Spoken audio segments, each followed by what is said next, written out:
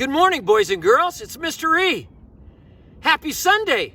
Hope you and your parents and your brothers and sisters are doing really good this morning. And yes, it's time for Mr. E to tell a Bible story. You ready?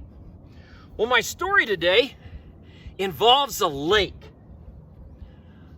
What's in a lake? Is it sand? Is it dirt? Is it sticks? Is it Cheerios? No. What's in a lake? You're right. Water's in a lake. Water's really fun. I got taught by my dad when I was little how to skip rocks. And you throw them really flat and they skip along the top. Watch this. Perfect. That's just what my dad taught me. A lot of fun. Another thing my brothers and I used to always like to do, take pieces of bark or wood, we toss them out like boats, and they'd float.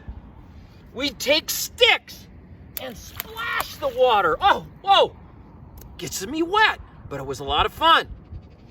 But there's one thing that you or I or Mr. E or your moms or dad, nobody can do, and that's walk on water. You know, boys and girls, if Mr. E went out and stepped in this water and started to walk, what would happen? Would I stay on top of the water? No way, would I? Nope, I would sink. I'd go under the water.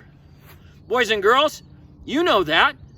What do mom and dad, when you're at a swimming pool or you're out at a lake like this, what do they have you put on to be safe?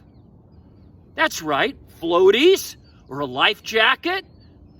Because they know if you went into that water and it was too deep, you'd sink.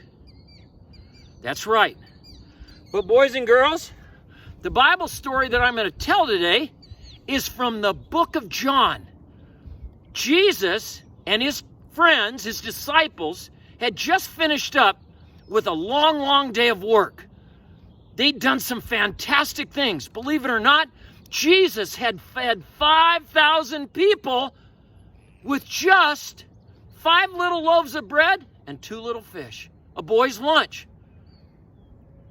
But that night, Jesus told his disciples to get in a boat and go across the lake. And he told them he'd meet them later. But as they got out on the water that night in their boat, the Bible says that the waves started to come up and the boat was being tossed back and forth. The disciples were really afraid. They thought the water would come into the boat and sink them. They drowned. They were scared. Jesus had a plan for all that. He knew they would be scared. It was kind of like a test. And Jesus wanted to prove to them that he was strong and mighty, that he loved them, and that they didn't have to be afraid. They could rest and be safe in his love and his presence. So what did Jesus do? The Bible said that Jesus walked across the top of the water. And as he got close to the boat, the disciples, they got afraid. They thought, is this a ghost? But Jesus said, I'm not a ghost, you guys. This is Jesus. Take courage. Don't be afraid. I've got this. And the Bible story says that Jesus immediately made the sea calm. The waters got still, just like they are today here at Little Washoe Lake. Boys and girls, no question, it's kind of a time in our world where a lot of people are afraid. We're having to wear masks, aren't we? People are wearing gloves. We're having to stay at home a lot. They're saying it's not safe to go out because of this COVID virus. So moms and dads are, because they love you, they're doing things to try to keep you safe. But boys and girls, you know who keeps us safe most of all? That's right, Jesus. And he says to you and I, take courage. I'm right here. You don't have to be afraid. Boys and girls, what a great story about Jesus and his love for us. He walks on the water, and he lives today to be your friend and mine. Have a great day, boys and girls. You too, Mom and Dad. Boys and girls, that was a great story. I'm telling you, I love to tell that story. One of my favorite. When Jesus walked on the water to his disciples when they were afraid, to remind them that he was there.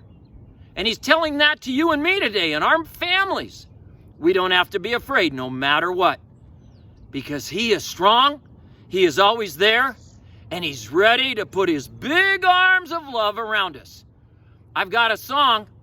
I'm going to sing it, and I want you and Mom and Dad, your brothers and sisters, to sing along with me. It's called His Banner Over Me is Love.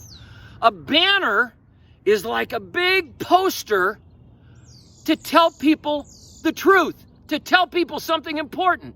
And there couldn't be anything more important for you and I to tell the world than that Jesus' banner over me is love. So here we go. We're going to use some hand signals again, all right? Here's how it goes. We'll start slow. We'll sing it twice. He is mine and I am his. His banner over me is love. He is mine and I am his. His banner over me is love.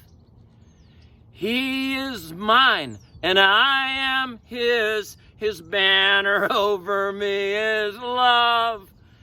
His banner over me is love. Now here's a good one. When I'm afraid, he holds me tight. His banner over me is love. When I'm afraid, he holds me tight. His banner over me is love. When I'm afraid, he holds me tight. His banner over me is love. His banner over me is love. Boys and girls, sing that again, maybe with Mom and Dad this week. Always fun to see you.